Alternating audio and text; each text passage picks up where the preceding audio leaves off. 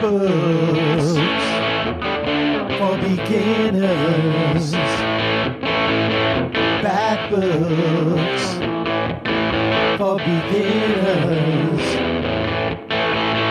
Bat Books for Beginners, a podcast where your hosts Chris and Gerry talk about some great Bat family stories. Download and enjoy. Part of the BatmanUniverse.net family of podcasts.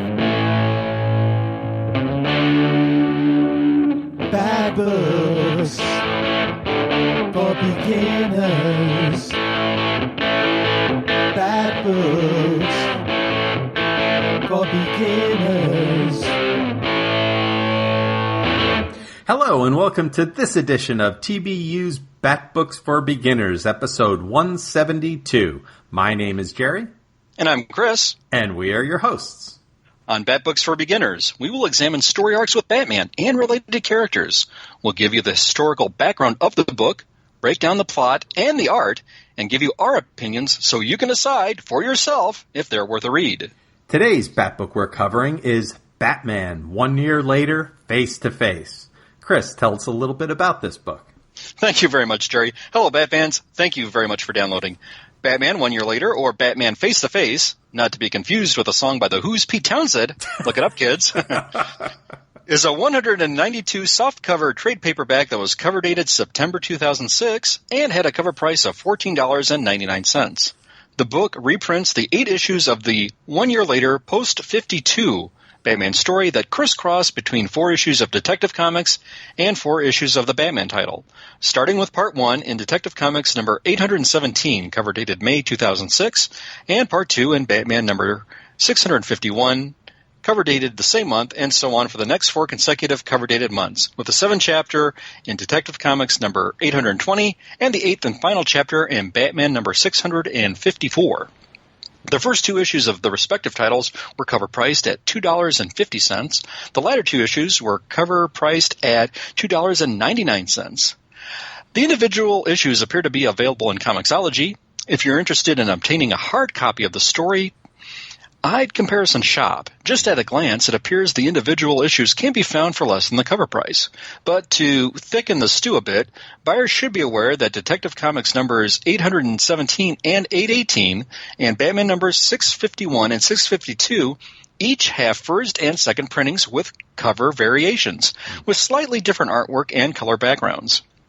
If you're looking at possibly getting a hard copy of the trade paperback, and I'll state right now, I think this does read better as a trade, prices of the trade still appear to be hovering around cover price, but you can find used red copies for significantly less. Again, the original softcover trade paperback has gone through subsequent printings. Now, if I haven't confused you listeners enough already, in May of this year, DC Comics released a deluxe hardcover edition of the story that has a cover price of $34.99. Ouch. With that, the book gives you never-before-seen sketches. Naturally, as you should know by now, online vendors have this hard copy version priced at significantly less. For our creative team, and here again I am going off my memory as well as some online resources, James Robinson was the writer. Robinson has been writing comic books for over 20 years, and it would probably take a whole podcast to examine and go over all his works. Robinson is British, and after working on British titles, he did work over here in the States. I want to say the first thing I encountered his work was the 2-part DC comic story, The Golden Age, that was originally released in the Dark Knight format. Robinson may be best known for his Eisner Award-winning work on Starman for DC Comics in the 1990s. He's also done Batman story arcs in the Batman Legends of the Dark Knight title, Justice League, and Justice Society, or JSA, in the 90s, Superman, a couple of stints on the Fantastic Four title for Marvel Comics in the 90s and 2000s. And back to DC, a few years ago, he did work for the title Earth 2. Robinson also worked on the Scarlet Witch title for Marvel Comics, which I found to be mostly a good read, with some very striking covers by David Aja. At the moment, Robinson is writing Wonder Woman, filling the big shoes of Shea Fontana, who wrote the title before him, who was filling the big shoes of Greg Rucka, who wrote the title before that. Now, while I like Robinson as a writer overall, I think it's fair to say he's received some mixed reviews with his recent work on Wonder Woman, but we won't get into that here. The cover art, which was outstanding, each and every one, was done by Simone Bianchi. From Italy, Bianchi is 45, and he's known to Italian readers for his work on a title called Ego Sum. You may know him from his work on Marvel Comics' Wolverine and 2015's Secret Wars title. Leonard Kirk did the pencils for the Detective Comics stories. Now, if you've read Peter David's Supergirl title in the 90s, you'd be very familiar with his work there. Around 10 years ago for Marvel Comics, he did the artwork for the Agents of Atlas miniseries, which I thought was outstanding and was written by Jeff Parker. Don Kramer did the pencils on the Batman title chapters. He's 48. He was born in Seoul, South Korea.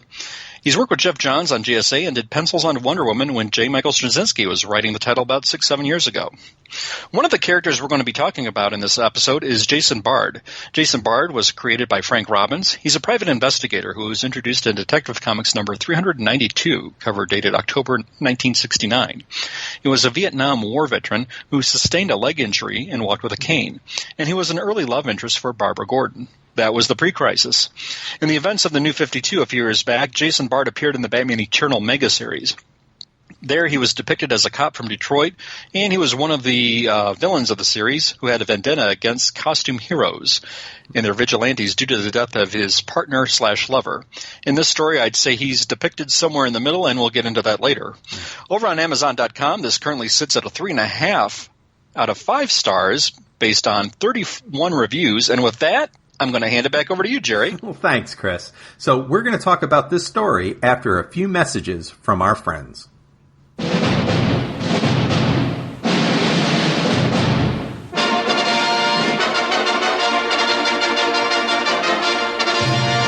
Hello. Do you enjoy movie scores?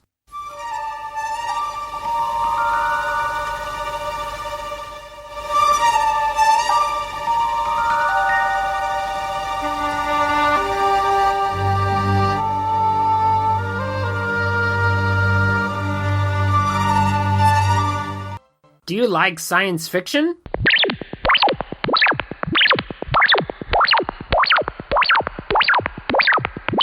Do you like fantasy?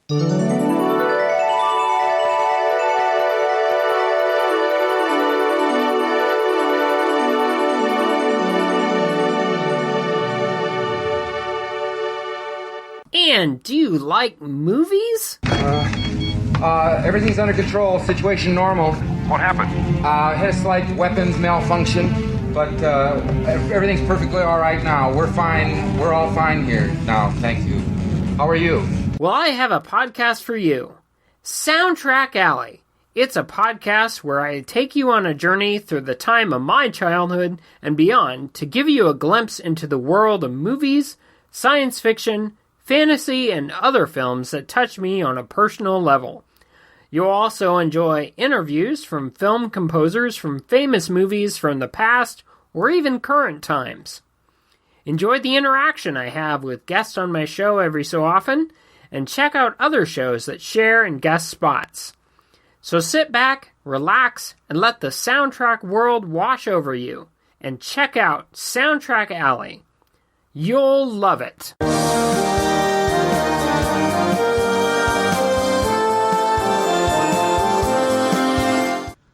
Welcome back. So here is the story of Batman 1 year later, face to face. A year after the events of Infinite Crisis, Batman has been missing from Gotham City. The mentally and facially reconstructed Harvey Dent has been trying to fill in Batman's absence. Commissioner Gordon gets a late-night call and rushes off to the roof of GCPD headquarters and turns on the bat signal. Batman and Robin are back, baby. Oh, heck yeah, they are. Yeah, we're back. Gordon has the dynamic duo go to the Vanguard building, where Poison Ivy is making some greedy corporate polluters pay for their environmental crimes. The Cape Crusaders stop her and send her on her merry way to the revolving door of Arkham Asylum. Several supervillains, Magpie, KG Beast, the Ventriloquist, and Scarface, have been shot in the head and killed. In all cases, they've been shot twice. In each case, the 2 bullets are spaced equally apart. Batman deduces that this is from a double-barreled pistol and think that Harvey Dent, Two-Face, might be involved. They find the gun and it has Harvey's fingerprints on it. Batman sends Robin to fight Killer Moth while he goes to talk to Harvey. Batman has video of Dent talking with the dead villains, and another one there is the villainess Orca. Harvey is insulted that he is a suspect. He has spent the last year defending Gotham in Batman's absence. He explodes his own apartment, and the pair are lucky to escape alive. Batman has given the double-barreled gun with Harvey's prints on it to Alfred for analysis. Alfred finds that the gun stock has been replaced, and they believe that Dent is being framed. Dent recalls Batman coming to him and asking him to protect Gotham while he was gone. But the voice of Two-Face comes to him and fuels his rage at not being trusted. Dent splashes himself with acid and embraces the renewed personality of Two-Face. Batman hires Private Eye Jason Bard to find Orca. Jason is able to find her husband, but the two are attacked by an assassin called Tallyman. Mr. Orca is killed, but Jason knocks Tallyman out. Jason calls Batman and lets him know that it is Tallyman who's framing Harvey Dent.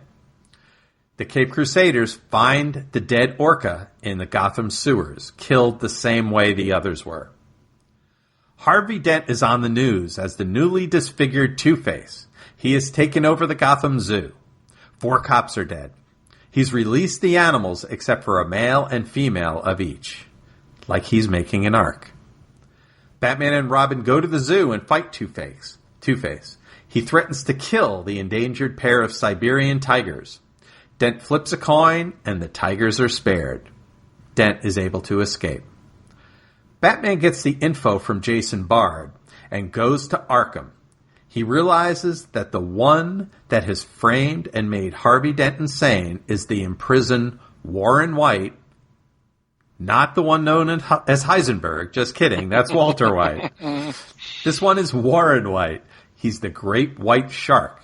He's been the secret crime boss of Gotham City. Batman can't prove it, but he says he's onto him and will defeat his criminal organization. Tim has been getting better and better as Robin. Bruce realizes that Tim misses his father terribly and has an idea to address that. The laws have changed, so he can't have Tim as his ward, like Dick Grayson was. But he decides he wants to adopt him as his son. This touches Tim very deeply. The end. So Chris and I are going to talk about our feelings for the story after these words from some of our friends.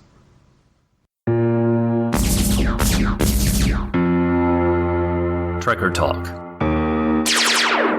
a fan podcast devoted to the adventures of 23rd century bounty hunter Mercy St. Clair from the pages of Trekker Comics by creator, writer, and artist Ron Randall.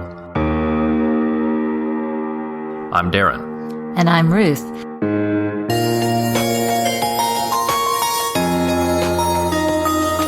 We'll be discussing the stories, characters, and art in this excellent retro sci-fi adventure series, as well as having side conversations about other areas of fandom. We hope you'll join us as we travel from the dangerous back streets of New Gallup to the depths of outer space and everywhere in between. Trekker Talk is available at podbean.com and on iTunes and Stitcher. Find us at trekkertalk.com. Welcome back. So, Chris, what do you think about this story? Well, Jerry, one of the yardsticks I haven't used in a while to measure a story is, after reading so many comics for so many years, did this story show me something I haven't seen before? And if it did it at least convey it in an entertaining way? Well, for me, yes and no. There was some great artwork here, but I was really unsatisfied with the ending. I did like the internal conflict between Harvey and Two-Face. That is something we've seen before. Especially most recently, of all places, in the Batman vs. Two-Face animated movie. But that ending, I just had some problems with. What were your initial thoughts? Yeah, I think this this great white shark thing came absolutely out of nowhere. I agree. It felt like the whole thing as we're going on, it felt like it was a mystery, and we were going to be able to figure it out. And then it's just some random guy in Arkham Asylum is the bad guy, and I didn't like that at all. Oh, yeah, absolutely. I was kind of disappointed because I thought Robinson was a much better writer. And if there were clues sort of given throughout this, I just didn't pick up on them. Were you able to at least connect any dots at all? Nothing at all. It was a complete shock for me. Actually, I had read it a lot of times when I'm doing these stories, I don't read the backups. And the whole Jason Bard piece was all in the backups. And so I got to the end, and they're talking about Tallyman, and they're talking about Great What. I had no idea what was going on, and I had to go back and reread it to figure it out. Well, yeah, since we're on Jason Bard, let's talk him for a little bit. Mm-hmm. I really liked the way he was depicted here. He's self-assured. He knows he seems to know how good he is and how good he isn't. That said, out of the gate, he's sleeping with a woman who's hired him to be on this murder case, and at the end, he knows who did it, yet he sleeps with her anyway, and we don't know if he did that either, if he knew that before or after, and what kind of guy does this make him? Yeah. That said, let me get this out of the way for the listeners. There's nothing graphic in respect to the sex scene. It's more or less alluded that he's sleeping with this woman who hired him to find out the killer. I don't think that's going to be a detractor for someone who's of a younger age, perhaps, but it is something to note. Mm-hmm. How did you take Jason Bard in this piece that we read? Well, so I read it a couple times. The first time I read it through, I kind of was hate reading it because I felt like I was being forced to read it to understand. You hate read things too, huh? Yes, okay. Absolutely. But then I read it through again after, a second time, and I really liked it. I thought that Jason Bard was an interesting character, kind of a rogue. He's a private eye, but he's, tough guy, and he's, tricking this woman somehow who has hired him to find the killer of her, that turns out to be her. So I don't know. I thought it was fun. I like detective stories, and he seemed like one of those classic noir, hard-boiled detectives, and I liked it. Did you like him? Yes, at least the way he was depicted here, and certainly more than he was depicted in the Batman Eternal piece that came out a few years ago. Yeah. Jason, when I first initially encountered the character, was in the 70s, and I always thought he was a capable detective, and he really didn't get a lot of appearances. They'd bring him back periodically now and then, but this was always a character that I enjoyed seeing. And if we're going to at least get a character that lands somewhere in the middle with some internal conflict, who does have some flaws, obviously, and hey, nobody's perfect. Yeah, let's use him some more. Absolutely. Yeah. So, how did you find the end with the fight at the zoo? I had a couple of issues with the way that it was structured. Were you confused at all? I was a little bit confused, and I think some of the narrative had to fill in the blanks for me. Some of the artwork, while it was good and sustained a consistent point, and boy, the artwork really reminded me of Paul Gulacy for some reason, with the way the panels were laid out. And I don't know if anybody on either art side of this was inspired by Paul Gulacy, but I really saw a lot of his artwork here. But yeah, it did get a little muddled and sort of out of nowhere and kind of abrupt. You might have had more problems with it than I did. What exactly were your problems with the scenes there? Yeah, I found they were doing a little bit of time shifting where they were flashing back to, an hour ago, and it just seemed a little, it mixed it up. Like they were trying to do a Pulp Fiction thing, right? Or a Jackie Brown thing where they're, trying to tell the story in a non-linear way. And I guess that would have been okay had the whole book been like that. But then it was just kind of came out of nowhere, and it really surprised me. One of the things that, let's go by the numbers. We had Poison Ivy right out of the gate. Oh, yeah. And, you know, one of the things that was really telling was how she was depicted, and there seemed to be a little bit of a sympathy from both Gordon and Batman for her plight and why she was doing what she was doing with her actions. Yeah, I agree. I think that, you know, she's been, you know, more recently in The Cycle of Life and Death, where she's been a hero. And I think that in this case, she's kind of in the middle. She's acting out badly, but her goals are sympathetic, and she's conflicted over what she's doing. And I think, you know, it's really this progress in taking her from a real bad guy to more of an interesting character like she is today. Mm-hmm. Yeah, we've both read a lot of comic books, and we've both seen the internal conflict that Harvey Dent has with the Two-Face persona. Did you like how it was played out here? Did you think it was redundant? Did it give you something new that you hadn't seen before? I don't think it's something new that I hadn't seen, but I did like how it progressed. I really felt his outrage at, you know, here he is. He worked hard to, you know, help protect Gotham in Batman's absence. And now Batman's back and blaming him, you know, accusing him of crimes. And, you know, I can understand why he'd be, you know, angry and how that could cause an opening for his psychological issues. Did you see anything in here different than you're used to with him? Robinson's writing did strike some things, and I think I have to give credit to both the artists that did work on this for their panel layout and just the way it was depicted. I'm sure Robinson merely provided the script and the words, but it was the artists who took this, and you had scenes where Harvey was looking in the mirror and going from face to face with what was happening with him internally, as well as the shift in the lettering of the book, too, where you could see which side of his persona was taking over. Mm-hmm. One of the things I had in my notes that I was conflicted about writing was the death of the villains and how that was depicted. The murder scene of Magpie was pretty graphic, and the how the ventriloquist and the Wesker character was killed off was very, very violent. Yeah. That said, it reminded me of a Marvel Comics storyline that had been going on in the 80s, and there was this character called Scourge, or Scourge of the Underworld, that appeared, and mostly, I think, in Captain America, and he would just go off killing these non-significant villains, if you will, these sort of C-listers. And this was really, really brutal, and here we have it that presently in Rebirth, did any of these villains actually stay dead? No. Ventriloquist, I know I appeared in the War in the Riddles recent storyline in Batman, and Magpie, I think, showed up in a recent Batgirl issue.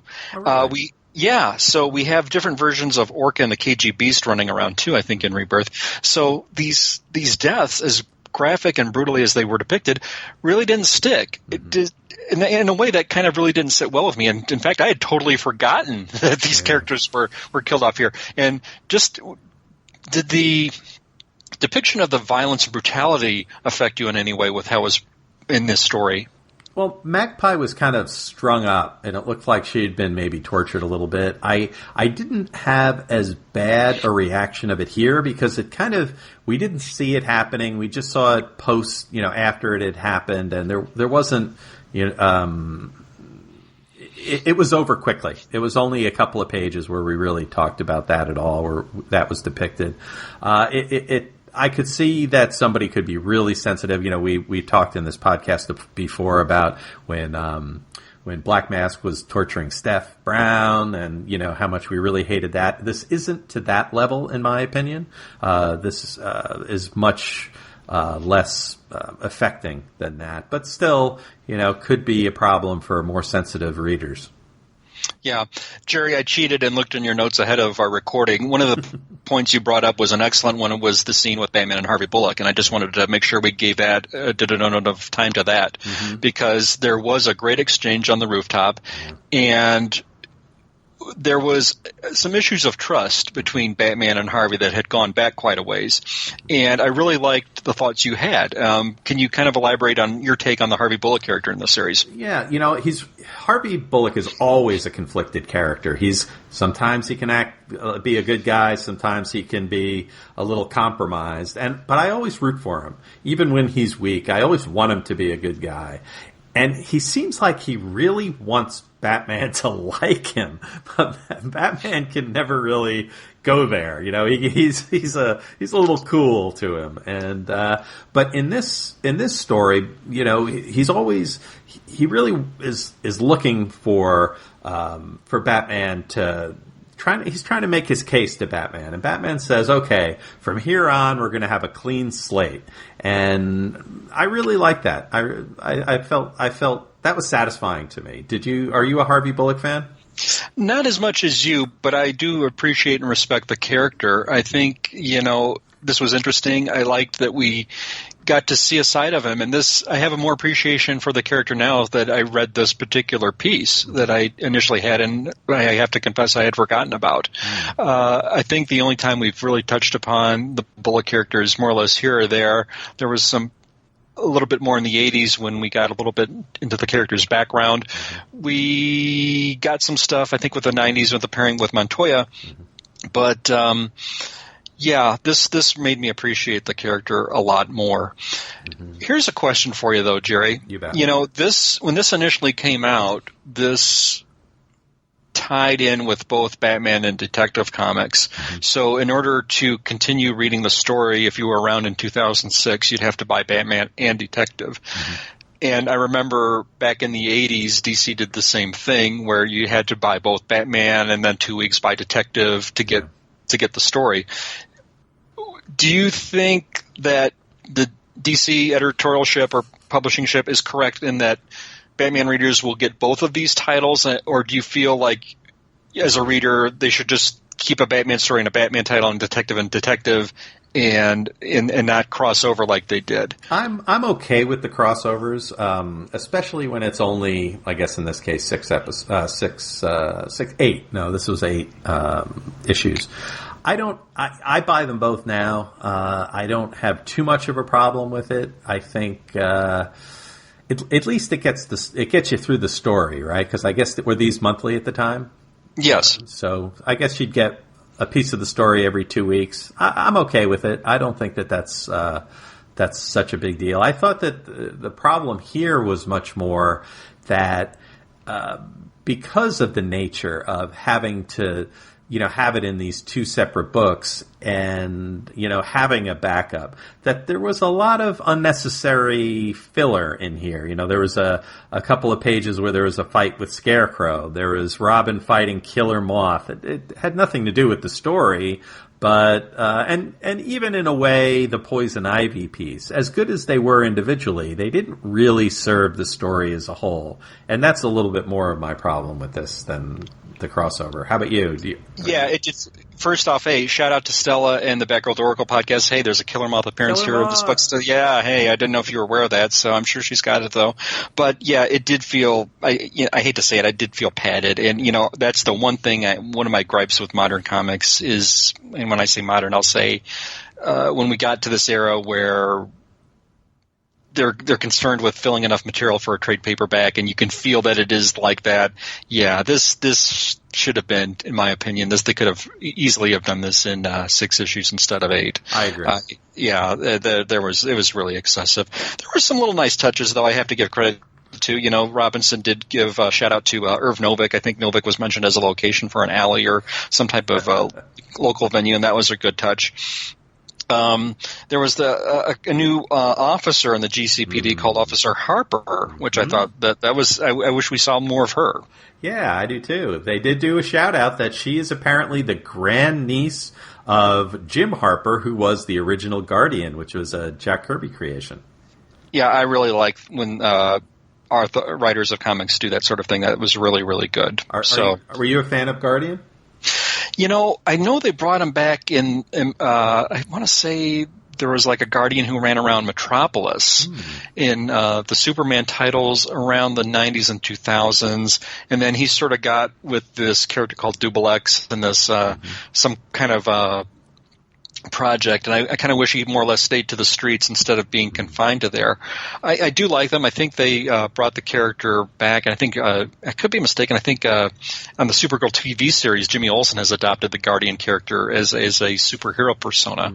So at least we've got some type of version of him running around in the current media. So yeah, hey, props to that. Definitely. And one other thing to mention is this whole Bruce adopting Tim. So back in that one of the Johnny Warlock stories, Bruce was already going to adopt Tim, but Tim didn't want to be adopted. And here it seemed like this was coming as a complete new surprise to him. And I while I liked what they did here, knowing what has happened in the past, it just seems like the surprise wasn't really there for me. That sounds good. There was a great exchange there. I think we saw more softening of Batman in the persona. He went back to acknowledge the people he was initially cold to, because early on in the story, he didn't care what Hardy had to say. He didn't care when Officer Harper wanted to introduce herself. He just wanted to get the case, and you think, oh, that's Batman. But later on, as the story progressed, he softened and he made amends. And boy, the story really did show the emotional and nurturing connection that Bruce had towards Tim here, and I think that can't be understated. Yeah, that really worked. So, in terms of a rating for this, how would you rate this? Gerry, as I was reading this, I was so happy to give this a 4 out of 5, but then I came to the ending and I was just disgusted. I hate to say. Then I didn't even lower it half a point. I went down to a 3. Now, granted, let's look at some good points. The artwork was solid. Overall, there was decent writing and some great Batman and Robin moments. This is not, by any means, a bad book. This is a very decent book. But, I'm looking at James Robinson's body of work, and if I'm saying, hey, if you like this writer, I'd really have to recommend some other things above it. Now, Robinson wrote a story from Image Comics called Leave It to Chance, and this was about the adventures of a 14-year-old girl named Chance Falconer, and that was really outstanding. Robinson also worked on the Starman title in the 90s, and in particular, my favorite of the lot was a story arc called Starman Night and Day that can be found in an affordable trade paperback. That particular trade is something I try to reread at least once a year. Really? I love it I love it that much. And that's saying something for me with trying to keep afloat with all the things that are on Netflix and movies and television and keeping up on my comic book reading. I really don't reread as much material as I should, but that particular piece and that particular story arc is one of my favorites, so that's something I always revisit. Say it again for the fans? Sure, that's Starman Night and Day. All right. Starman Night and Day. Yeah, that was just one particular story arc. I think that's volume 2 of the Starman series. A lot of works can be found in omnibuses as well, but for me, if you have to look at one particular piece from Robinson, that's Starman Night and Day, and again from Image Comics, Leave It to Chance. I think that's a really family-friendly book as well, but it's for, hey, grown-ups can get something out of this too. But Leave It to Chance from Image Comics, great Robinson material right there. Wow. So going back, you asked what my score would be. I think I am going to, it's at least a 3. I'm going to go 3.5. There's more good than bad here, but boy, oh boy, the ending just brought it really down for me. How about you? Yeah, so I think I agree with the ending. Ridiculous. I mean, I felt the same way as I was reading through it. Especially my first read through, I was really enjoying it, and then I got to the part where I realized I had no idea who Tallyman was, and that I was going to have to read the backups, and it really went south for me really fast within a couple of pages. I would give it a 3.5 as well. I think that if you go in knowing that there's going to be a little bit of an issue with the story, and it's not really going to end in a satisfactory way, then I think you're okay. I also really like especially the color work in this book. There's some really, really beautiful pages, and I think folks that are like that kind of thing are really going to enjoy spending some time with this book. But just this problem with the plot at the end. It's really just, out of 8 issues, I would say you have 7 really, really good ones and 1 that is just going to really frustrate you. So, take that as you will. Okay. Now, I would call the previously mentioned comic work that I mentioned, the Starman Night and Day and the Leave It to Chance, as must reads for any comic book fan, and I think they would enjoy it. Would I consider Face to Face 1 year later a must read? I would say if you're a Harvey Dent fan, yes. Mm-hmm. If you really like the Bruce and Tim relationship being explored, yes. This was supposed to be set up as a mystery of sorts, and I cannot recommend it for that, though. So, I agree. Would you say this is a must-read / recommend? I would recommend it for people that lost the final issue. Okay. Great point. But okay. I also really like the Poison Ivy development here. I realize it's not, the folks in the Poison Ivy League, it's not quite. She's still seen as a villain here, so but she's definitely progressing along that trail to being a little more conflicted character. So I think Poison Ivy fans may get something good out of this. Great. All right, fantastic. Well, thanks for your thoughts, Chris, and those are a couple of really good recommendations for folks. Well, thank you very much, Gerry. Right. So Bat Books for Beginners is part of the BatmanUniverse.net network of podcasts. We offer all the Batman-based weekly comic book reviews, news, and lots of great podcasts, including the flagship comic podcast, Everyone Loves the Drake, Batgirl to Oracle, and so many more. If you like what we offer, please consider donating to us at the TBU Patreon account. You can find a link to the Patreon account on the BatmanUniverse.net website. So we mentioned Batgirl to Oracle. Chris, you do a little bit of work on the Batgirl to Oracle podcast, don't you? Yes, thank you for mentioning that, Gerry. I've been very fortunate enough to have been on Stella's podcast. Batgirl to Oracle is an outstanding show that examines the Barbara Gordon Batgirl character. As if you didn't know, but for the new listeners out there. Right now I'm reviewing the Batman Adventures title. I put out a poll, and I think a lot of people wouldn't mind if I looked at the title in its entirety, not just the appearances that Batgirl had in it. So I think starting perhaps in January, I'm going to just go retro a little bit and look at some of the great work that was done in the Batman Adventures title that was done in the 1990s. Mm-hmm. Now you can also find me... We're here on this podcast. Yes, you can. Yes, yeah, Bad Books for Beginners. So thank you very much. But you did mention also one thing, the Batman universe. Now, Gerry, along with being on this podcast, I understand that you do some great reviews over on the BatmanUniverse.net. Now, I think you're also looking at Batgirl Birds of Prey, which has some very interesting developments, especially with the male population being fallen and stricken there. Yep. And also you're looking at some Archie tie-in with DC book, with Harley and Ivy meet Betty and Veronica. So tell us a little bit about that. Well, that Harley and Ivy meet Betty and Veronica is a great idea for a crossover.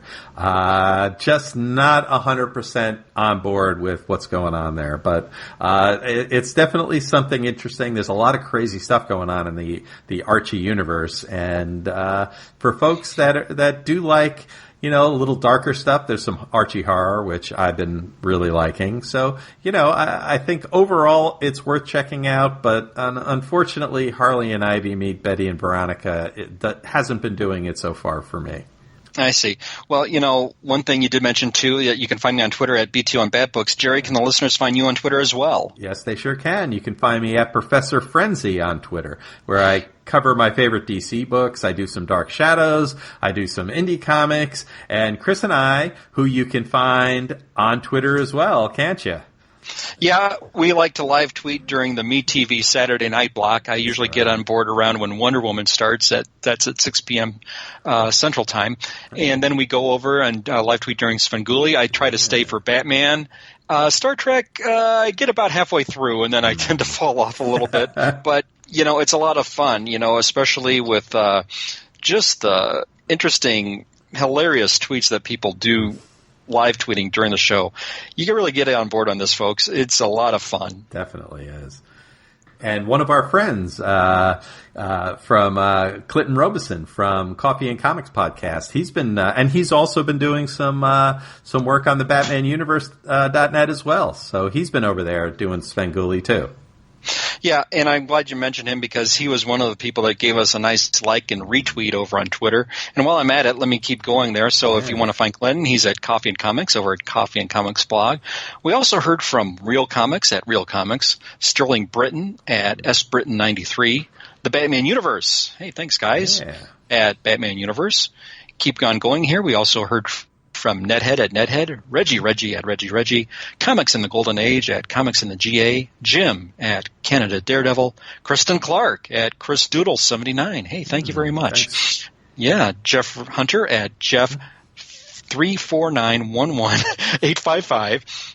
We also heard from Dark Knight Minute at Dark Knight Min, Randall Andrews at Randall Andrews 1, who tweeted, "You guys always do an impressive show." Thank you very much, Randy. Adil Sayed at Frozen Gothamite, Tim Drake Podcast at ELTD Podcast, Ian Miller at IBM Miller, who tweeted, "A good coverage of a dark time of the Bat Family. There is no good reason for Cass to go evil the way she did, and she still hasn't recovered, though Tinian seems to be very intent on trying." Ian's referring to the Cassandra character depiction that we had on our last show. Yep, we also got likes and retweets from ITG Blog at ITGblog/cast. Thank you, Mark. Laurel at MountainFlower1 and Joe Crawford at J3K_C. Now, if we somehow overlooked you, please let us know, and we'll be sure to mention you on our next show. Thank you very much for your support. And Jerry, we mentioned some of the people that really do a great job promoting their show, and we think they do great shows as well, including Cosmic Treadmill and All the Settlements podcast, yes? That's absolutely right. Cosmic Treadmill with Chris Sheehan, who's at Ace Comics on Twitter, and at Reggies. That's Reggie does some great work over there, too. They discuss classic comics. They terrific detail, really interesting stuff.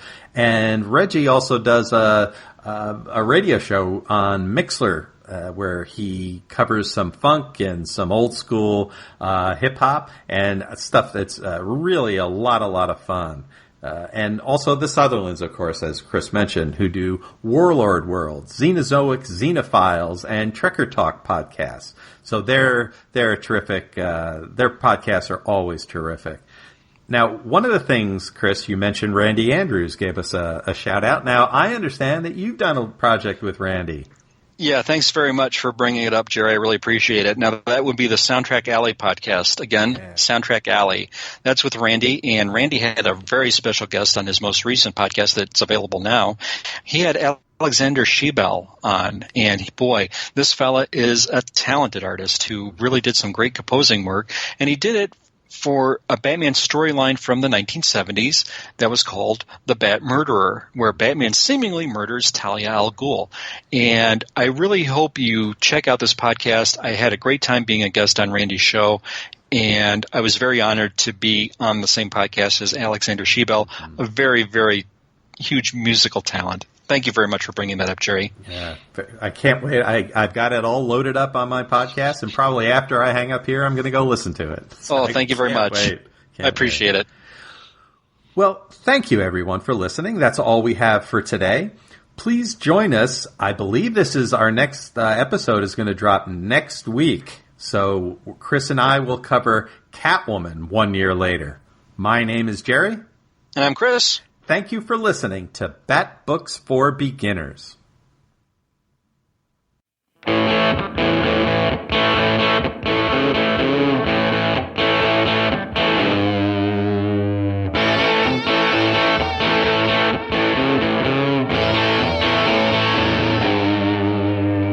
Bat Books for Beginners. Bat Books for Beginners. Bat Books for Beginners, a podcast where your hosts Chris and Jerry talk about some great Bat family stories. Download and enjoy. Part of the BatmanUniverse.net family of podcasts. Bat Books for beginners. Bad books for beginners.